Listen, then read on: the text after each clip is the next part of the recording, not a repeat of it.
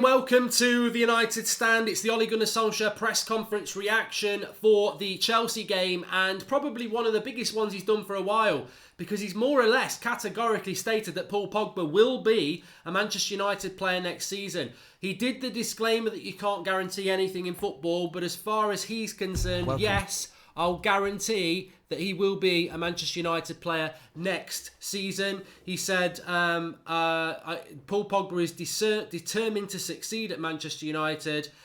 He's a leader in the dressing room and on the pitch. And yes, I can guarantee as far as I can that he will be a Manchester United player next season, which is absolutely massive news because a lot of people feel that he won't be. Obviously, I've had my say on it, and it fits in quite comfortably with if Paul Pogba was a player for Manchester United next season, fine.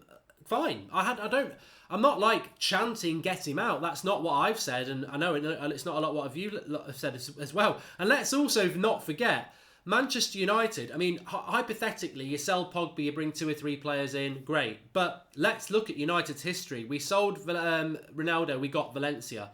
We let Vidic, Rio and Evra go. We didn't replace them at all. We replaced Robin van Persie with a one-legged Falcao. So we don't have a very good record of replacing top talent anyway. So look, if Pogba's going to stay, it's a good news. My issue with Pogba staying is that we're not getting the best out of Paul Pogba. And until we sign a player that is a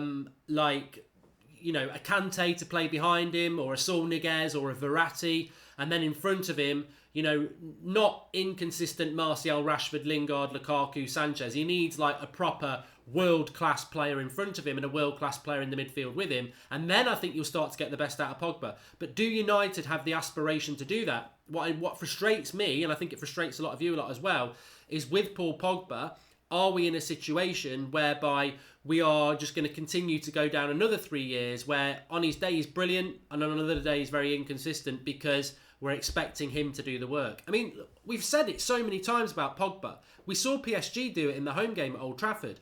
If you swamp Pogba, United are screwed. Like, you swamp United's left-hand side, they're screwed. They don't have a right-hand side. If you surround Pogba with players, there's nobody else. And that is United's issue and it's Pogba's issue. And that's why I said I'd sell him in the summer, because we seem unable to get the best out of him. But it's encouraging, because if Pogba is determined to succeed at United, that portrays something that a lot of people don't think's there. A lot of people think he's a negative influence in the dressing room. A lot of people think he wants to go and have an easier ride abroad. So if he wants to stay, that can only be a positive thing. So we'll have to wait and see. But as I said, Ole Gunnar Solskjaer very, very firm in saying, yes, as far as I can guarantee, he will be a United player next season. He's going to make himself look really stupid if Pogba now forces a move in the summer. So, I hope that isn't inexperience from Ollie, it's his first big job, and actually he's got very good knowledge that Pogba will be here as a Manchester United player next season. So that, and we might be in the Emmerdale Cup next year. So if we've got Pogba, it makes us a better team. So we'll have to wait and see what happens with Pogba. But it's encouraging news. Just to move on from Pogba to De Gea in a moment, but what he also said is Pogba's a leader on the pitch and he's a leader on the dressing room. And he got pulled up on this, Ollie, and I thought it was a very good question. He was said, but come on, is Pogba a leader in the dressing room and on the pitch like a Roy Keane was? And Ollie replied and went, look, I loved playing for Roy Keane and Robbo and Steve Bruce. These were proper leaders, but society has changed and leadership has changed. And look, I think Ollie needs to acknowledge that. I don't think it's as simple to just go, oh, there aren't any Roy Keanes and Brian Robsons and that anymore. I mean, society hasn't changed that much that you can't put a footballer on the pitch who's going to inspire his players. United are rudderless. They're a bunch of pussies. They're absolutely disgraceful. Absolutely disgraceful. And that's not individuals. I'm not talking about Pogba. I'm talking about the whole squad. They are Pampers FC. The society hasn't changed like that. Manchester United are a bunch of pussies. That's what those players are. And we all know it, and we don't like saying it, but let's not hide behind the fact that leaders don't exist anymore.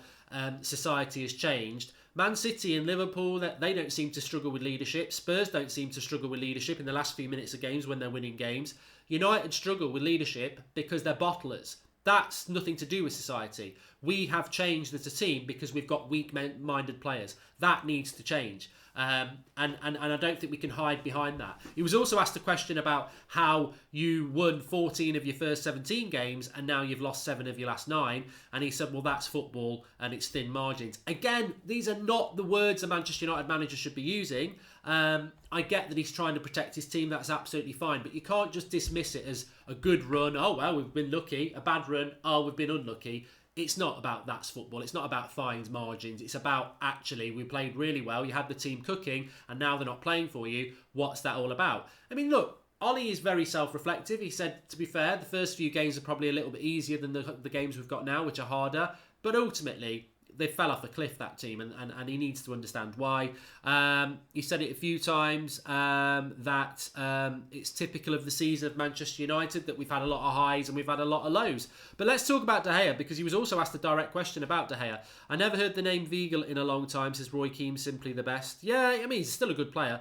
Would straight swap Sanchez for Fellaini back, says Sebastian. Why are people mentioning Fellaini on my live comments? Like, I said about this yesterday. Fellaini is absolutely crap. Only reason people are mentioning him is because of effort. I've had it up to the back teeth with effort. Like, you're a Manchester United fan. Don't talk about effort. Effort is not a standard we should be judging United on. Effort is something that should just come as a guarantee. Stop craving players back because they run around with effort. It's bollocks. We need talent. We need talent to close the gap. Effort should come because you're wearing a United shirt. I'm not bothered about bloody effort. If you've got no effort, kick them out the team. But don't bring players back just because of effort. Anyway, talking about effort, he was asked a direct question, would you consider dropping De Gea because of his form recently? And it was a big, fat no from Ole Gunnar Solskjaer, which is fantastic. He said, De Gea has been the best player at this club for 6 or 7 years. Everybody goes through a bad patch. And it's about working his way through it. And I thought, you know what? I almost felt like applauding, even though I was just watching it in the telly on my own. I felt like applauding Solskjaer because I thought, this is spot on. I can't believe that people are talking about dropping De Gea for Romero. I mean, it's all about opinion, of course it is. But I totally agree with Ole Gunnar Solskjaer. David De Gea has been an absolute legend for Manchester United. Absolute legend. He's won Player of the Year 5 out of the last 6 years or something like that. He's made us relevant. You know, he's kept us in the top 6 when really we should have been like 10th. He's been absolutely amazing for us. He's going through a bad patch and people are like, sell him, drop him, this, that and the other. You do need, Ollie's right, you need to understand that footballers do go through a bad patch, whether it's a striker or a midfield, whatever.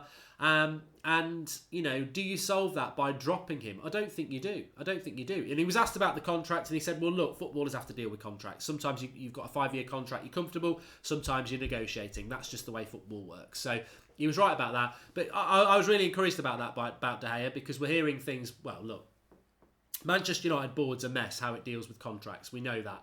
De Gea is out of contract in 1 year's time. He could go this summer.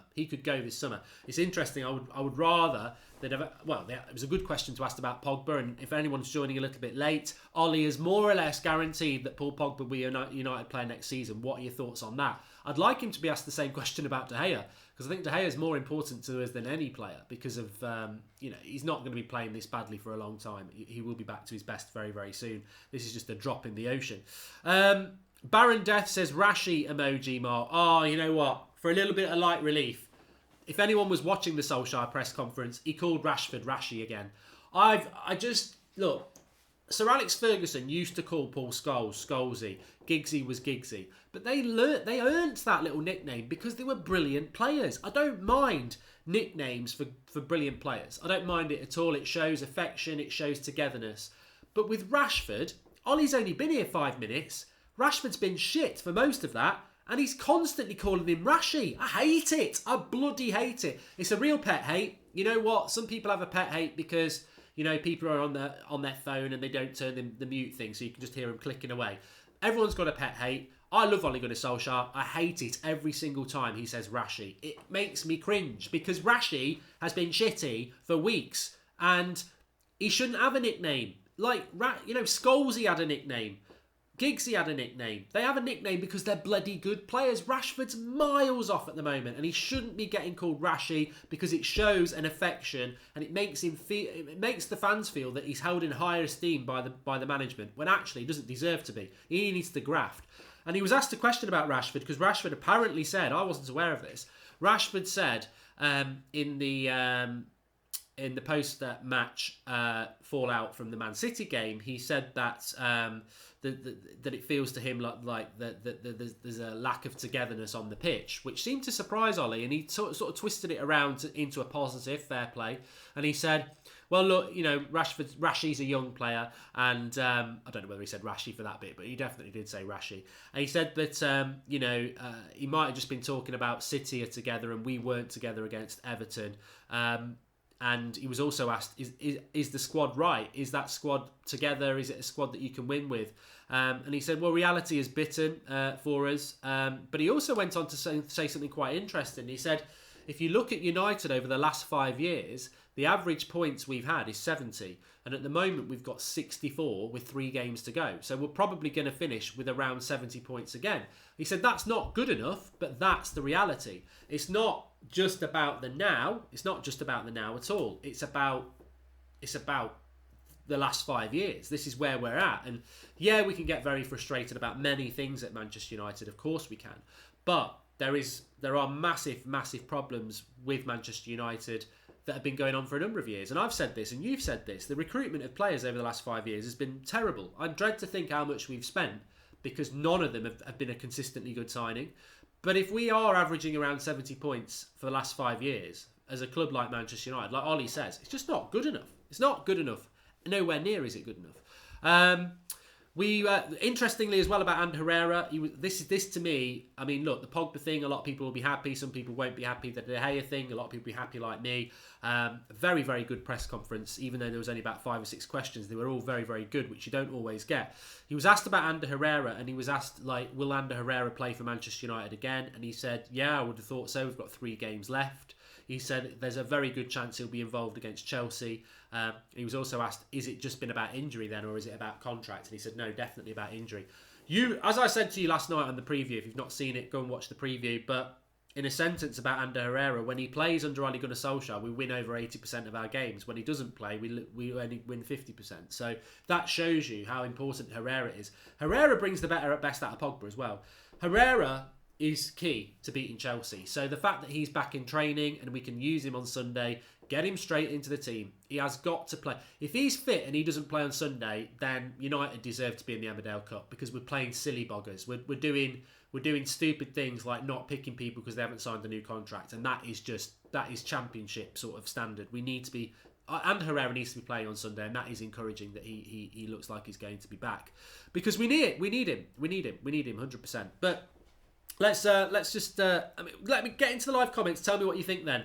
Paul Pogba, Ole Gunnar Solskjaer has said that Paul Pogba, as far as he's concerned, he'll guarantee he'll be a United player next season. What do you feel about that? How do you feel about that? Is that a good thing? Is it a bad thing? My personal view is, look, I would sell Pogba in the summer. I've said that, and the reason is I don't trust Manchester United to get the best out of him. And I don't.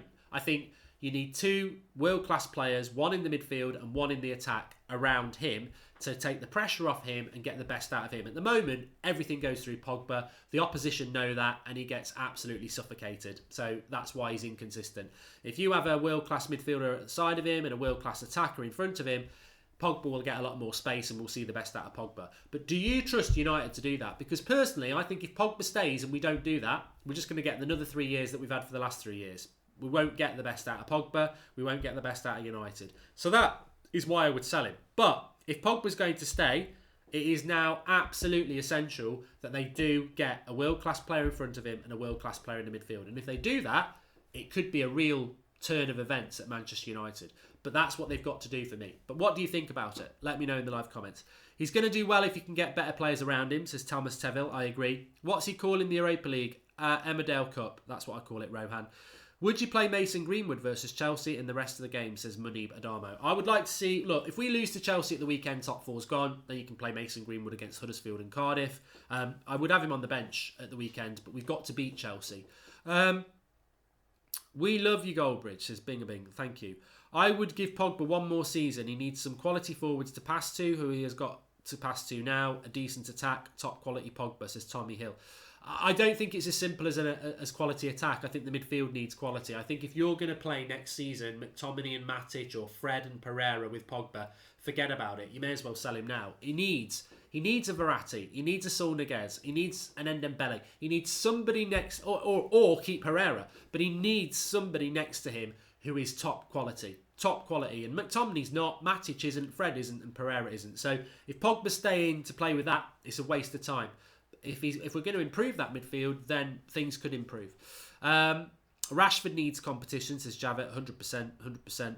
It's a horrible thing, says the old monk. It's not just that we play Pogba's formation, we buy players for him. Lukaku is mate, Matic for his cover, Fred to do the dirty work. Like it or not, Jose got sacked because of him. Well, I suppose that's another way of looking at it. But Lukaku, if Lukaku was bought because he's Pogba's mate, Pogba doesn't understand football, because Pogba and Lukaku were never going to work well together. Whether they're mates off the pitch or not, you can see the frustration, whether you're at Old Trafford or you're watching it on the TV. Pogba's frustration with Lukaku because he's not the right sort of striker for him.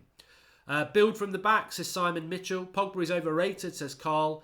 Lukaku isn't bad, he just doesn't get the balls he needs, says Alex69. Lukaku is bad. No top 4 player would go near him, Alex. But you're right. Lukaku in a team where you get loads of chances in the box, he'd be a 30, 40 goals a season striker. But in the top 4, you need more than that. You need a striker who scores your goals but can be part of the build-up play as well. You look at the evolution of Aguero. He was pretty much just a penalty box striker. And now he carries the ball, he passes the ball, and that's what you need at the top level. Look at Firmino. Even Harry Kane does it. But Lukaku can't do it. Lukaku is he's not a top 4 striker for me, and that because he hasn't got a football ability other than putting the ball in the back of the net. Lozano is a must this season, says Peter. Pogba is not overrated, says Ollie Ritters. Lukaku is Lukaku, that's it, says Karita Janga. The great players shouldn't need top players around them. Roy Keane brought the players around him to the next level, says Kieran Byrne. Agree and disagree, Kieran. I think that, you know, that's a separate argument. Should Pogba be able to do more on his own, whether the team's shit or not? Argue that. It's a debate. Will we get the best out of Pogba by putting 2 or 3 players who are better than him next to him? Yes, we will. I've said this for a while now. Pogba should not be the star of the team and the dressing room. He shouldn't be. He shouldn't. He should be a star, but not the star. And then you'll get the best out of him. And if Pogba's running the dressing room and Pogba's the star on the pitch, we will struggle next season. He needs 2 players as good as him or better than him in that team next to him to get the best out of him. But if United think keeping Pogba means we're going to be successful next year and we don't need to spend a lot of money, I'm sorry, it's a mistake. It's a mistake, and it will be proved to be a mistake. Unless you like fighting for 5th place, in which case I think that's what we'll be doing next year. But you know what? If we keep Pogba and we just sign Jadon Sancho and Koulibaly, I don't think it's enough. They're not close enough to Pogba. Like, right winger isn't close enough to left centre midfielder, and centre back isn't close to left centre midfielder. He needs a world-class midfielder with him, and he needs somebody, either a number 10 or a number 9, who are world-class. Like, I think Pogba could work with Icardi. I know the gap might be quite big, but the runs Icardi will make, coming for the ball, going for the ball, I think Pogba could work with someone like that. So that would be one position. Whether we do it or not is another matter. I've always wondered why Barca or Real never go for Aguero or any of City's star players, says Blake the third. Well, I'll tell you why, Blake. It's a very good point. The reason Barcelona and all that lot don't go for City players is because City players are paid very, very well. They've got a very good manager. They've got a very good setup, and they're building something. So to leave City, you really need to be one of these Ronaldos who, it's my dream to play for Real Madrid. Or Coutinho, it's my dream to play for Barcelona when he left Liverpool. At Man City, they seem to bring in the sort of player that is professional. Whoever does the recruitment at City is very, very clever, because they clearly employ the right mentalities, because you never hear of City players angling for moves. Like, why doesn't Raheem Sterling want to go to Real Madrid? Why doesn't Bernardo Silva want to go to Barcelona? Why doesn't De Bruyne want to go to Real Madrid? Laporte, there's never any rumblings, and that a lot of it is to do with recruitment. Whereas at United, we've constantly got rumours, and a lot of that's to do with, we're more interesting than City, so the press write more about us. But Pogba's always going to Barcelona or Real Madrid or Juventus. De Gea's always going to Real Madrid. United's recruitment is not as good as Man City's. It's not even a debate point. And recruitment isn't just about the player. It's not just about the player. It's about the personality. It's about the character. And I said this the other day. Whoever's been recruiting United's players, it's like they've turned the filter off about character and personality. You don't need to worry about that. Well, you do. You do. Because if these players are professional footballers that are going to come to your club and be focused on your club, then that makes a hell of a lot of difference from people who are coming to your club to use it as a stepping stone. And I think United have bought a lot of bottlers. My problem with Pogba is that he's bad at the basics, says Cine Space. He holds the ball for way too long, slowing us down. We need midfield players that plays quick one-touch football. Well, you know what? It's not just about whether Pogba wants to stay. It's not about whether Pogba wants to go. It's also about whether Solskjaer wants him to stay or Solskjaer wants him to go. And Solskjaer clearly wants him to stay. So he would probably disagree with you on that. He probably likes having Pogba in his team. Clark She Gaming says defensive midfielder. Who would you pick for United, Mark? I would like Verratti at Manchester United. I know he's not your typical CDM, but I just like the way he dictates the play. Kante would be ideal. Look, Rabiot as well. He is available. So, although I think he'll probably end up going to Real Madrid now if we're keeping Pogba.